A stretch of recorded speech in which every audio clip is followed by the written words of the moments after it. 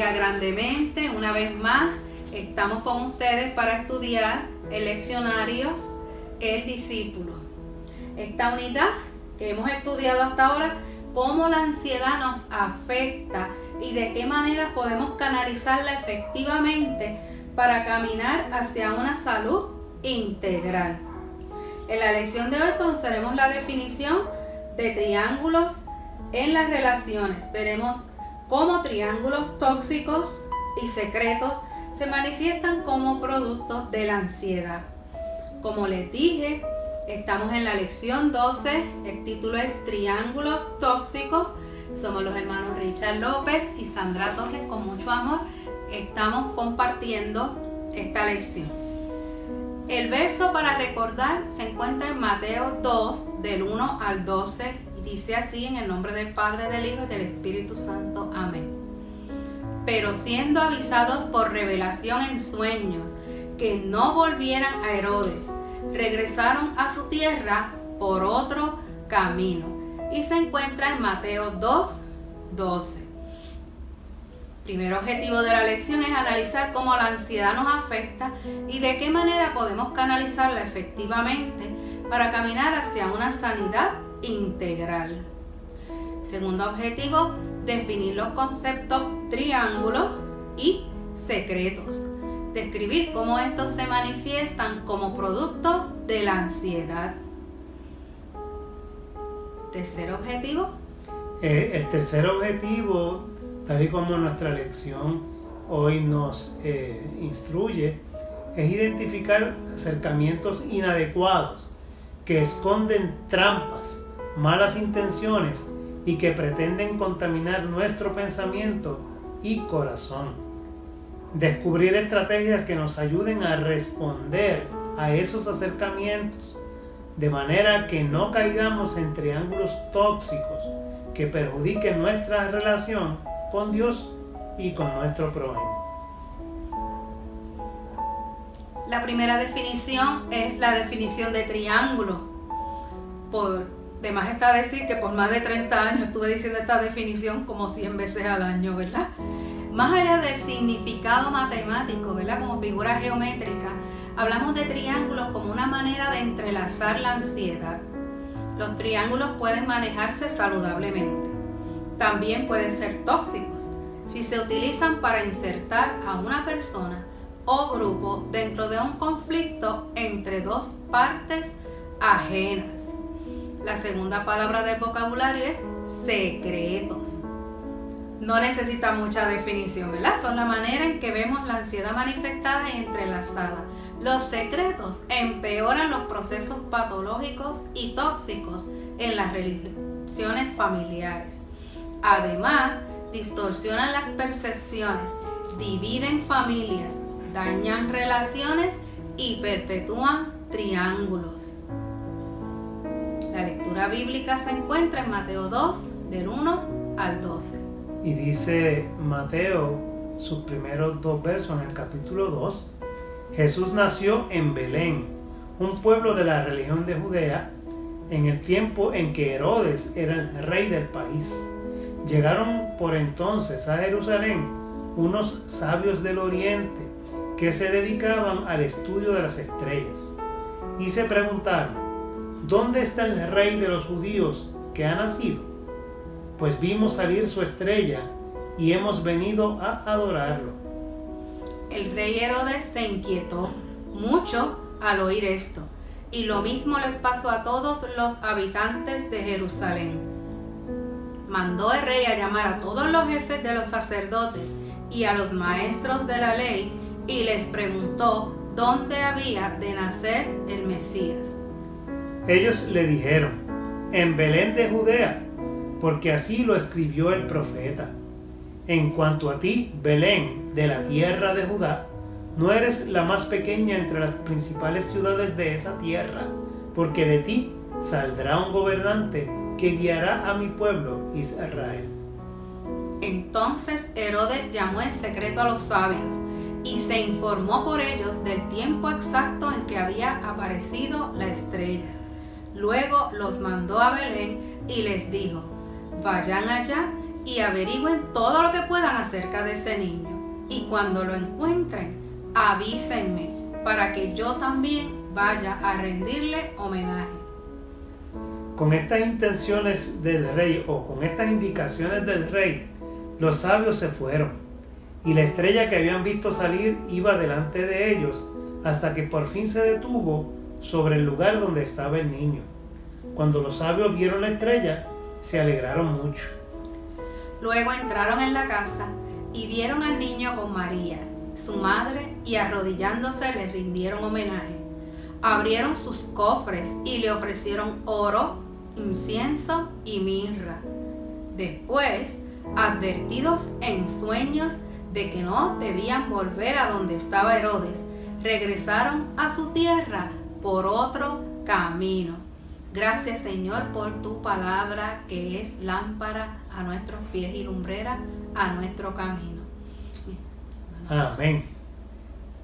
Esta lectura bíblica que nosotros hemos leído y que esta lección nos presentan en este día es típicamente leída en Navidad, especialmente el Día de Reyes, el 6 de enero de cada año, pero nosotros la estamos utilizando para dar un ejemplo de lo que son los triángulos negativos, los triángulos tóxicos, que es lo que vamos a hablar en esta lección este domingo, porque el próximo vamos a hablar también de otro triángulo que más adelante vamos a estar explicando.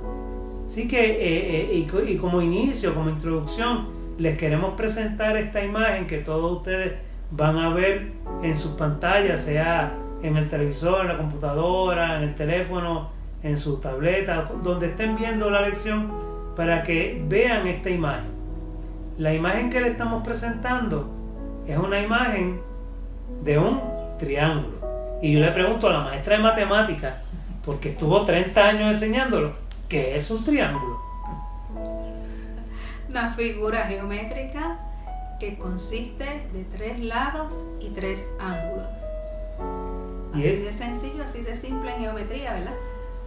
Pero en el estudio de hoy es algo más complejo. Claro, son tres lados, 3 ángulos que miden lo mismo, ¿verdad? No necesariamente. Bueno, pero este que estamos presentando es que es un triángulo equilátero, ¿verdad? Equilátero, tiene todos los lados, miden lo mismo. Ok. Bueno, no es una clase de matemática lo que queremos dar hoy.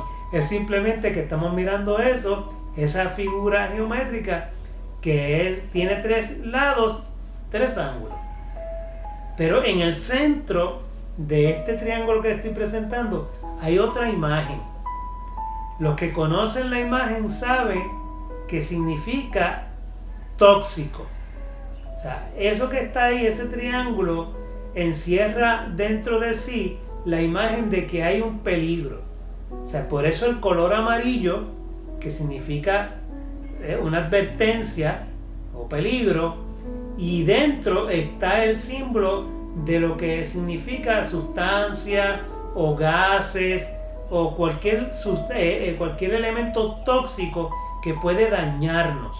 Por lo tanto, el triángulo está representando en este momento un peligro que tenemos y que nos está llamando la atención.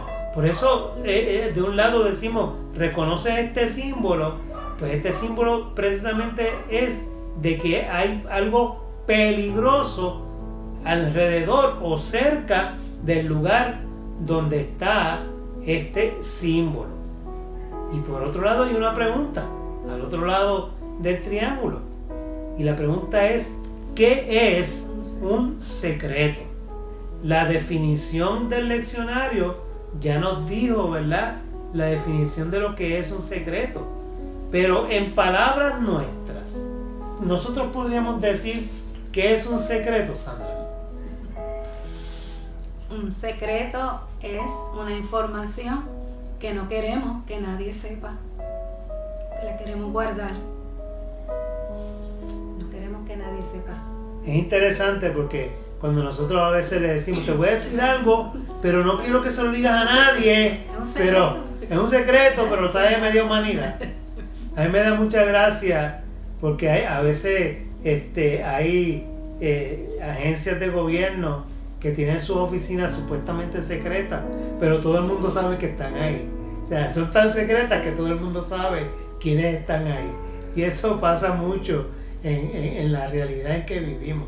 Pero ciertamente un secreto se supone que es algo que domina una persona, a lo sumo tal vez 2 personas, y nadie más lo sabe. Y es algo que podría inclusive guardar hacer una diferencia entre una buena vida para una persona y una mala vida. O sea, todo porque usted se guardó ese secreto. Y pregunto, ¿verdad? No tengo una audiencia de frente, no los tengo a ustedes de frente para que me contesten. Así que nosotros nos imaginamos que ustedes están ahí y nos están contestando según nosotros preguntamos, pero me dirijo a Sandra, como Sandra se dirige a mí, tratando de tener ese contacto visual con ese grupo de participantes de cada lección que ofrecemos para la gloria de Dios. Y la pregunta es, ¿alguna vez te han ocultado algo? ¿Alguna vez te han ocultado algo? Algo que tú no sabías y de momento te enteraste. Y dices, pues yo no lo sabía. ¿Qué ha pasado? Esto es así. A veces son cosas buenas, sorpresas, cosas positivas, y a veces son cosas negativas.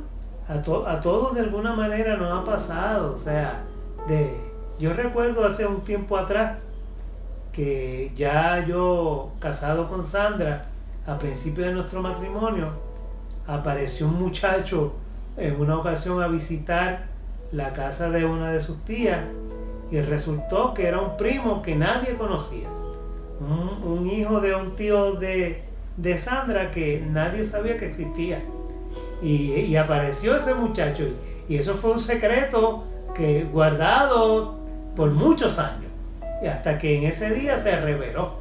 Nadie sabía que existía hasta ese día, y fue algo que como eso ocurre, me imagino que ocurre en muchísimas familias y en muchísimas personas que han podido pasar por situaciones como esta. Y es algo interesantísimo que a veces pasa y que nosotros, pues, todos podemos de alguna manera entender cuando se trata de que nos han ocultado algo, y que a la larga dice la misma escritura que debajo del sol no hay nada oculto, porque siempre de alguna manera las cosas se saben.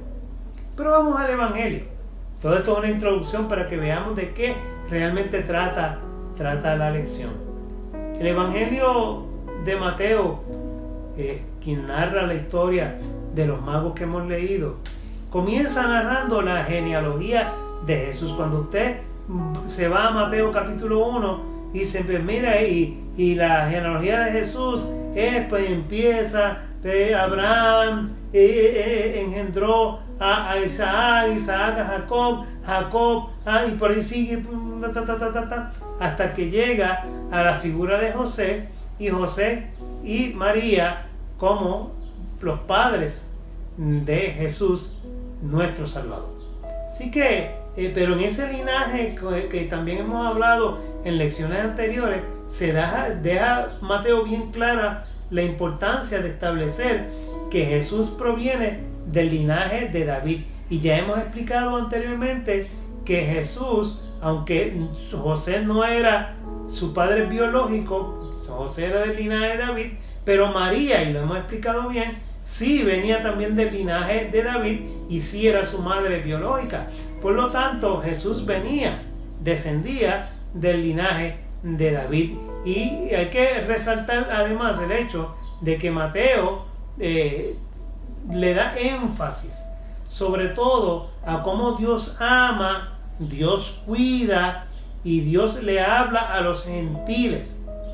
Según le habla a los judíos, le habla a los gentiles. Por eso de esta manera tan particular se menciona a los magos, a los sabios de Oriente que vienen porque en revelación, estudiando los astros, se dan cuenta de que hay una profecía que hablaba acerca del nacimiento de un rey, y ellos se lanzan en búsqueda del encuentro de ese rey.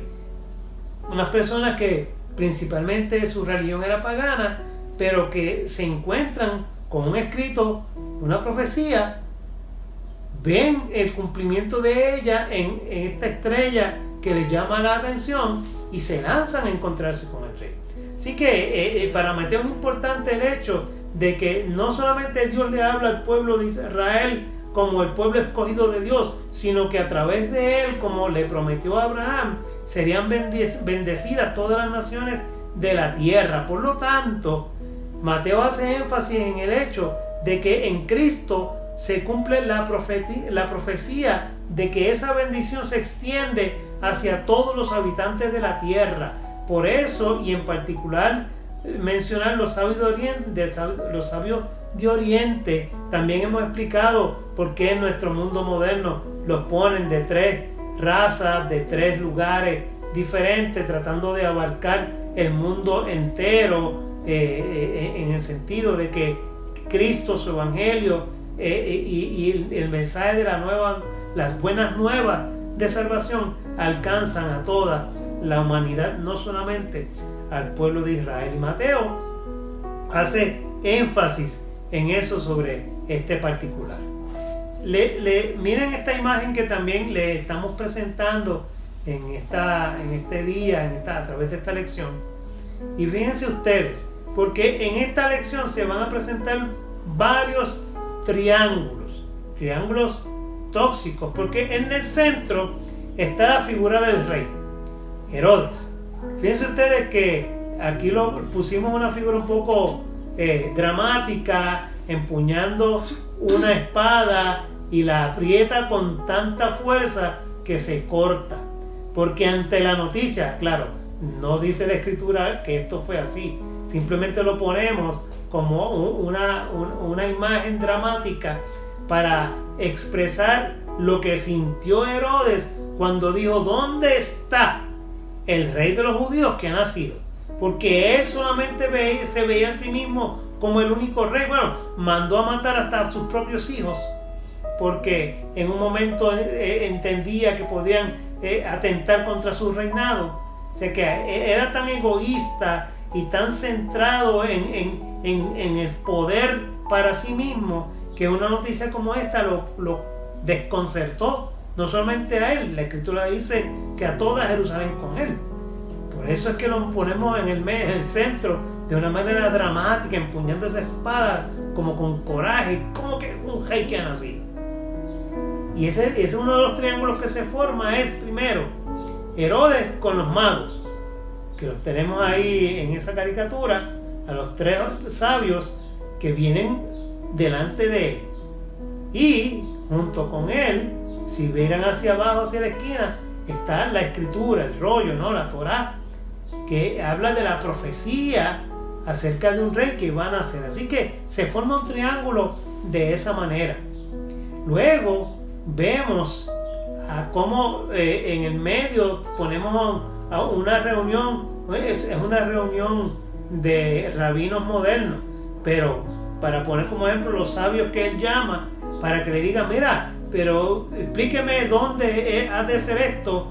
Y le explican al rey: bueno, es que la profecía. Y se forma otro triángulo: la escritura, los consejeros del rey y el rey.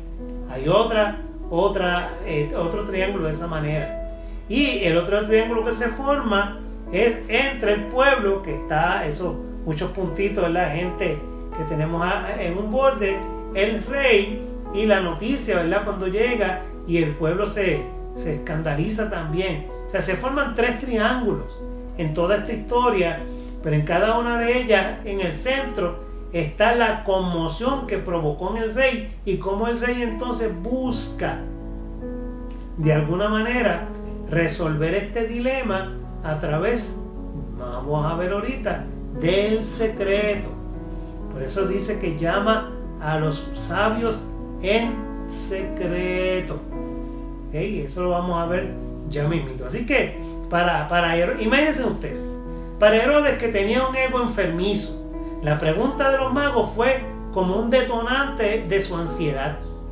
sea, para él no existía otro rey que no fuese él mismo. O sea, la ansiedad inclusive lo llevó a pensar en una estrategia que alimentara su ego y calmara su ansiedad y su inseguridad. Porque él vivía de esa manera, pensando que en cualquier momento alguien vendría a matarle para quitarle el trono. Por eso les dije que mandó a matar hasta a su propia familia, porque así de inseguro se sentía él. Así que en su cabeza comenzó a desarrollar un plan, y ese plan lo ideó cuando habló con los consejeros y le dijeron: bueno, en Belén, según la escritura, allí era que ha de nacer el Mesías, pues, según está escrito. Y dice: pues ok, entonces ahí es donde va, y se reúne en secreto con los sabios y le dice: vayan ustedes, mira, según la escritura, según lo que se me ha dicho, es en Belén donde ha de nacer. Así que vayan ustedes, averigüen dónde está y me lo dejan saber, porque yo también quiero ir a adorarle. Bueno, que adorarle ni que adorarle. Lo que quería saber era dónde estaba para ir a matarlo también. O sea, eso es lo que realmente estaba en su cabeza. O sea, Herodes continuó insertando a otras personas en esa lucha emocional que él tenía, en esa inseguridad, en esa ansiedad, en ese complejo que él tenía tan fuerte. Involucró a otras personas.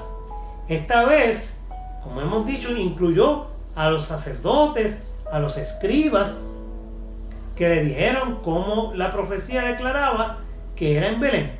Estaba buscando sectores de autoridad, gente que lo apoyara y se involucrara en su plan, sin que estos necesariamente, conscientemente, supieran cuáles eran las intenciones de Herodes. Pero él simplemente los llamó para que fueran parte de su plan sin ellos saberlo. ¿Y saben algo? Cuando nosotros pretendemos atribuirnos roles que no nos pertenecen, pensando que somos autosuficientes, que no necesitamos del Señor, caemos en nuestras propias trampas y nos autodestruimos. Esto es lo que está pasando con Herodes. Todos sabemos cómo terminó Herodes, por todo lo que hizo.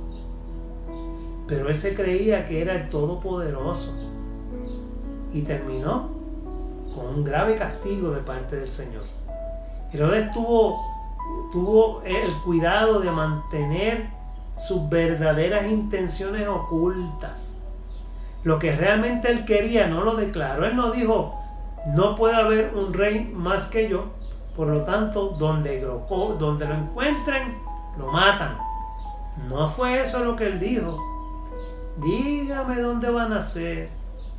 Involucró a los escribas y a los doctores de la ley. A los sabios le dice: vayan ustedes y encuéntrenlo, y después me lo dicen para adorarle.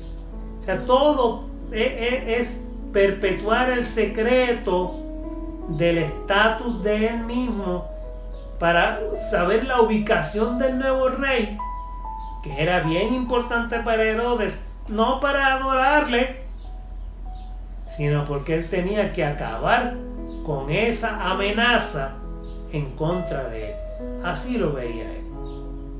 Así que cuando miramos entonces esta situación que estamos describiendo, y no necesariamente la Epifanía que celebramos en la Navidad, sino mirándolo de este otro ángulo, vemos entonces lo que es un triángulo tóxico. Y los triángulos tóxicos intentan insertar a una persona o a un grupo dentro de un conflicto entre dos partes ajenas. O sea, vemos que los triángulos en esta historia, vemos triángulos como ya lo hemos descrito, y en nuestra vida con nuestros familiares podemos tener ese tipo de conflictos donde nosotros involucremos a otros. sin ellos saber qué es lo que está pasando. O en la iglesia, buscamos personas que nos apoyen sin saber realmente cuáles son nuestras intenciones detrás de eso que estamos planeando.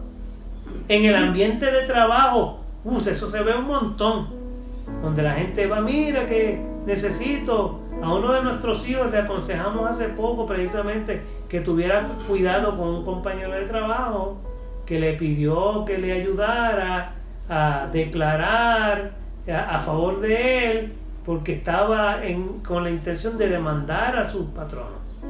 Y yo, ten cuidado que no te vaya a utilizar a ti y te involucre y después salgas tú mal. O sea, hay que tener mucho cuidado porque eso se da en cualquier ambiente, en donde quiera que existen relaciones interpersonales, esto se puede dar. Y como hemos dicho al principio cuando comenzamos, no todos los triángulos son tóxicos.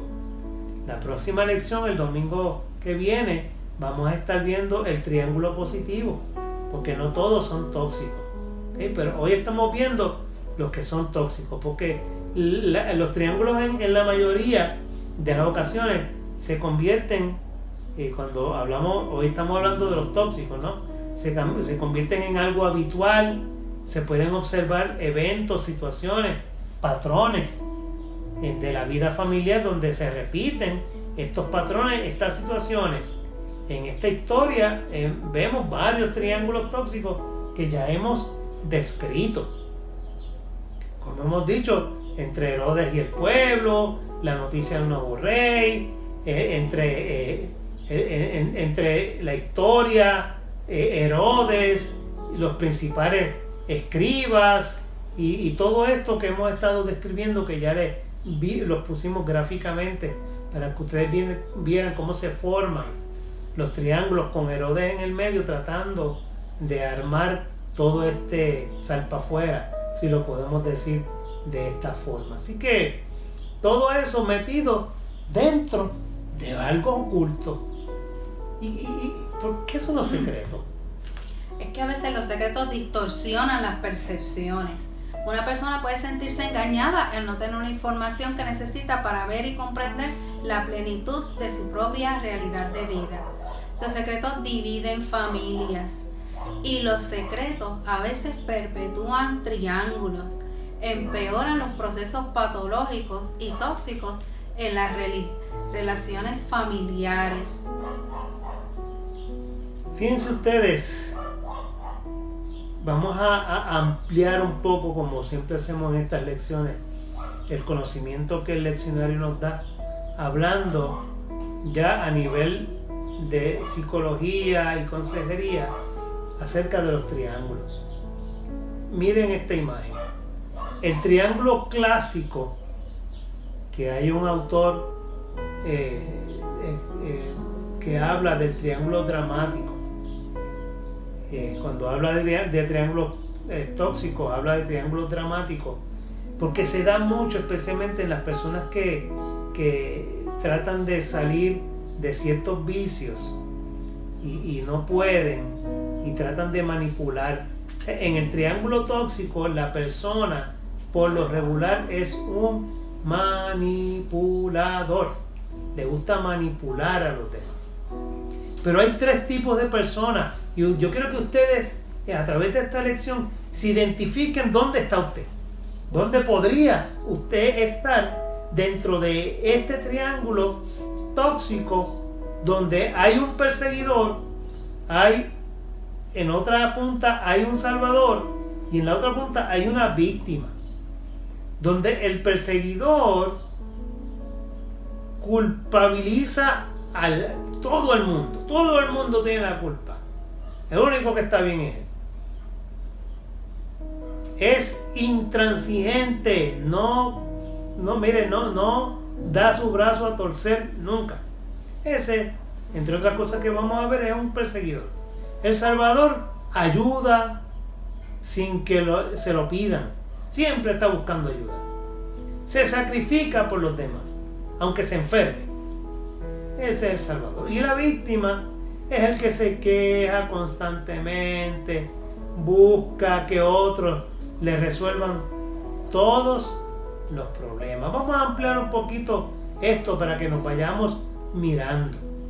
En el triángulo tóxico, en el triángulo dramático, se representa por 3 roles diferentes en los que ya hemos visto suele manifestarse un salvador, un perseguidor y una víctima. En estos roles que se ejercitan de manera inconsciente a veces y repetitiva, se producen mediante a veces intercambios verbales y a veces no verbales. Y a estas relaciones, ¿verdad?, distintas transacciones que se dan entre una forma de ser y otra, estos medios comunicacionales, se les llama juegos, fíjense, juegos psicológicos de relación. La gente aprende a jugar psicológicamente con los demás y lo aprenden desde la infancia, desde que son chiquititos, ahí en el seno de su familia y en la escuela. El niño que llora y llora y llora y llora y llora y llora y llora y llora y llora para conseguir que lo atiendan. Ese aprende a que si se hace la víctima, pues lo van a atender. Y si no se le corrige a tiempo, sigue llorando y pataleteando, yo soy el más pobre y el más infeliz y a mí nadie me quiere y yo esto, para que todo el mundo venga corriendo donde él a ayudarle, porque es que él no puede, el pobrecito. Ese siempre va a estar en el de víctima, siempre hay. ¿Por qué? Porque nunca alguien le corrigió a que saliera de ese tipo de comportamiento. Todo alrededor de esta faceta de estos triángulos tóxicos son un intento equivocado de conseguir afecto. O sea, de una manera u otra tratan de conseguir afecto. A veces se prefiere recibir reproches como una forma de recibir amor. Hay gente que le gusta que los regañen, que los maltraten. Y mientras más los maltratan, Sandra, ¿qué? Más felices son. Se vuelven dependientes de esa situación. Personas que les gusta que necesitan. Y lo necesitan porque Se acostumbraron. Porque nadie las cogió, nadie las ayudó a salir de ese triángulo, de ser víctima. Por otro lado, siempre hay alguien que hace el papel de salvador, actúa bajo el influjo de la culpa. La víctima actúa bajo el influjo del resentimiento, mientras que el perseguidor es bajo el influjo de la agresividad. O sea, cada vez que una persona representa de forma inconsciente uno de estos papeles del triángulo, está entrando en un juego emocional. Está jugando emocionalmente con las demás personas. A la larga, termina sintiéndose mal. Miren El Salvador, representado aquí por esta persona cargando al otro. Yo soy el gran Salvador, yo te voy a ayudar, te cargo encima, yo te cargo, yo te llevo, yo te sostengo, yo te resuelvo, no te preocupes, yo te voy a ayudar, no te preocupes. La persona salvadora va por la vida prestando ayuda. Identifíquense. El Salvador va por la vida prestando ayuda a cambio de mantener la dependencia de los otros hacia él. Por una parte necesita víctimas y si no las encuentra las crea. Por otra, al ser ayuda inauténtica, se queja continuamente de sus esfuerzos. Yo soy el que lo hago todo aquí. A mí nadie me ayuda. Si no fuera por mí, se caía esta casa, Si no fuera por mí, este pueblo no existiría. Si no fuera por mí, ustedes no comerían. Si no fuera por mí, óigame, el tipo es Superman. Y suele decir siempre que la gente se aprovechan de su generosidad. El Chapulín Colorado decía, se aprovechan de mi nobleza. La percepción interna del tipo Salvador es que los otros lo necesitan y él asume la responsabilidad de solucionar los problemas de todo el mundo, solucionar los problemas de la víctima. Pues cree que ese que es víctima no puede pedir ayuda, no sabe resolver su situación, por lo tanto él tiene que resolvérsela. Piense usted si usted conoce a alguien así, o si usted mismo es así, que usted sale corriendo a resolver el problema a todo el mundo, aunque usted esté de problemas hasta acá, su economía esté realmente mal, usted a lo mejor dentro de su casa es un desastre, pero usted tiene que ayudar a todo el mundo. Y sale por ahí y lo llama al hijo, lo llama al nieto, lo llama al tío, lo llama a la hermana, lo llamó al vecino, lo llamó a alguien y allá usted salió corriendo a resolver porque usted es la persona indicada, porque nadie sabe hacerlo, nada más que usted. Ojo con eso. Usted puede estar en una de las puntas del triángulo que es tóxico, ¿okay? Y se está haciendo daño a usted mismo. Por otro lado está la víctima. ¡Ayúdenme! ¡Ayúdenme! Este es el que siempre pide, venga alguien a resolverme, que yo no puedo. Este es el, como dije ahorita, se acostumbró a llorar y a pataletear para que mami viniera y lo recogiera del suelo y le diera la paleta que no le quisieron dar. Por poner un ejemplo sencillo. La víctima se las arregla para no acertar en hacer bien las cosas, o sea, a veces las hace mal a propósito. Envía mensajes verbales, no verbales, quejándose de su indefensión. Es que yo no puedo, yo no tengo la capacidad. Oigan, usted no ha visto hermanos en la iglesia que usted le dice, es que yo no sé dirigir, es que yo no sé orar. Yo los he visto. Yo no sé orar, yo no sé dirigir, no, a mí no me ponga. Su comportamiento es autodestructivo, provoca su propia humillación, su sufrimiento, se queda ahí en estar desconcertado, desconectado de todo. La actitud de aquel que se hace víctima suele representarse por algunos usuarios de servicios y usted lo ve buscando siempre que alguien lo ayude. No pueden trabajar. No, que todo el mundo venga y yo necesito ayuda y nunca es capaz ni de trabajar.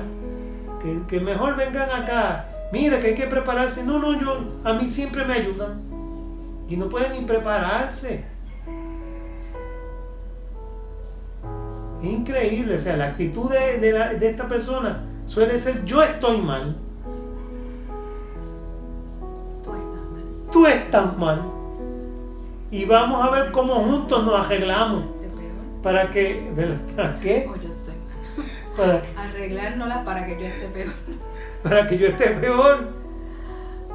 O yo estoy mal. Tú estás bien. Y quiero que se haga cargo de mí. Óigame, mire, es que me río porque es que yo me parece escuchar a tanta gente que dice, es que tú como, mire, había una vez, no quiero verla mencionar muchas cosas porque son muy, muy particulares, pero en una ocasión, una persona compañero de trabajo de mi esposa, le dice, tú, le decía a mi esposa, ¿te acuerdas? Tú, como tu esposo trabaja donde hacen los chavos, por eso tú estás tan bien. Y yo decía, pero ¿por qué dice eso?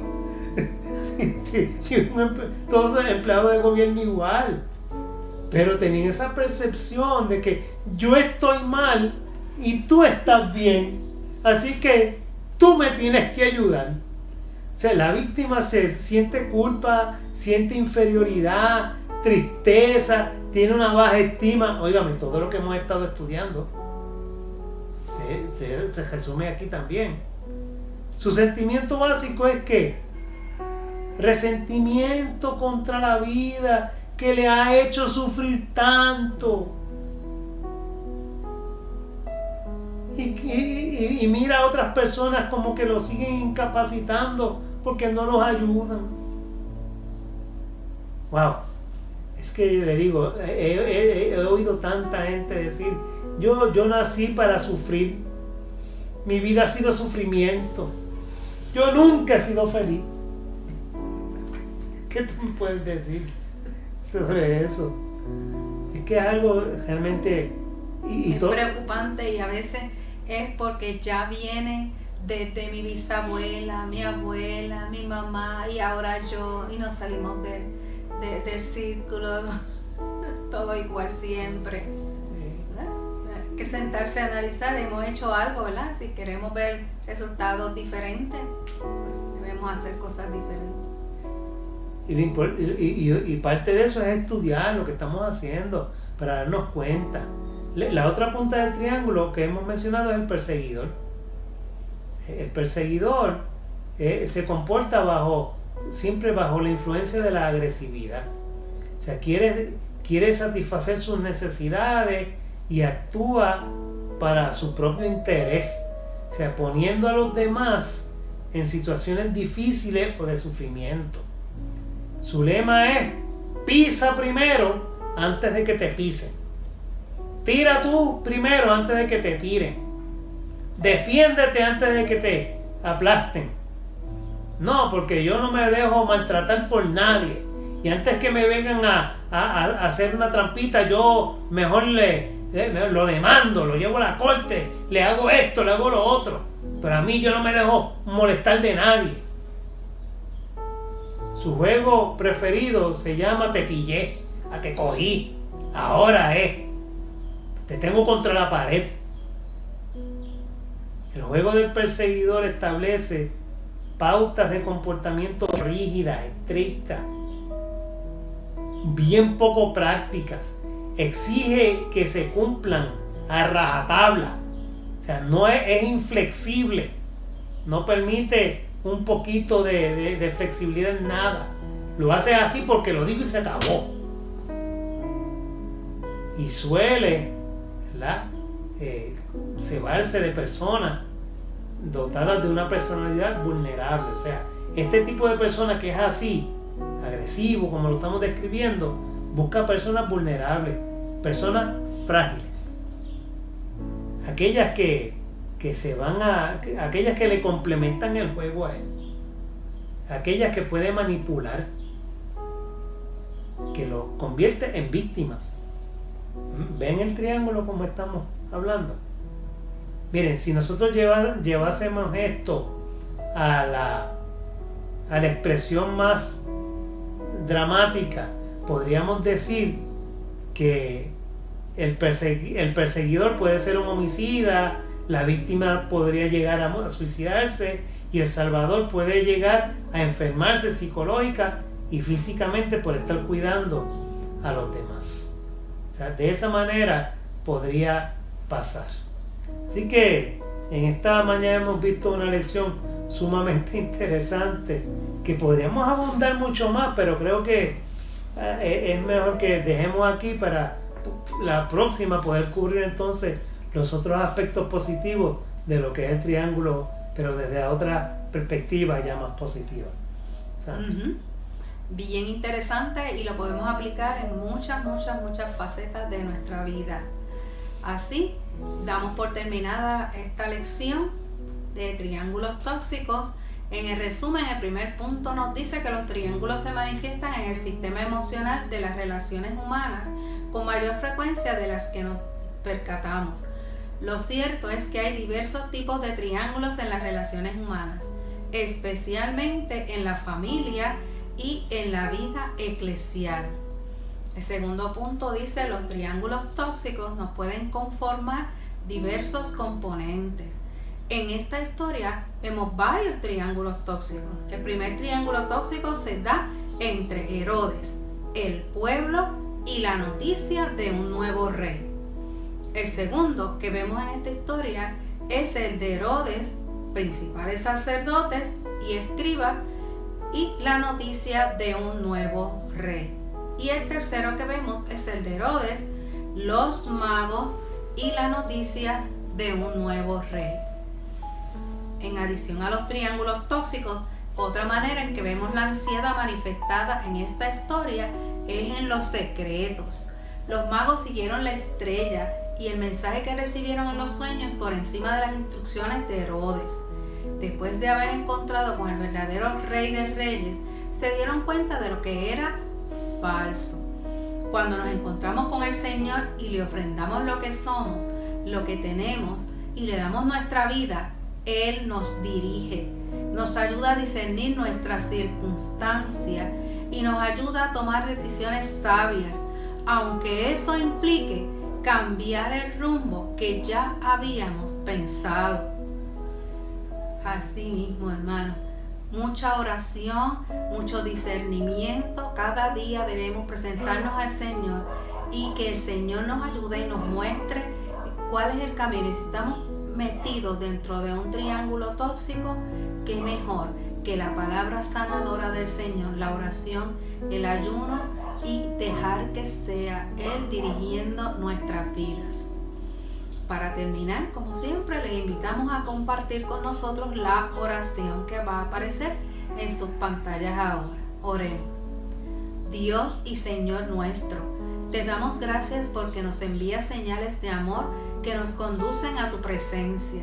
Ayúdanos a discernir tu voz por encima de cualquier voz que pretenda contaminar nuestro corazón. Ayúdanos a manejar nuestra ansiedad de manera que no insertemos a otras personas en nuestros conflictos. Ayúdanos a no caer en triángulos tóxicos, secretos, ni chismes que entrelacen la ansiedad y perpetúen conflictos. Lo pedimos en el nombre de Jesús, quien vino a traer luz a nuestra vida. Amén, amén, amén. Amén. Será hasta la próxima si así el Señor lo permite. Dios les bendiga. Dios les guarde. Nos vemos la semana que viene.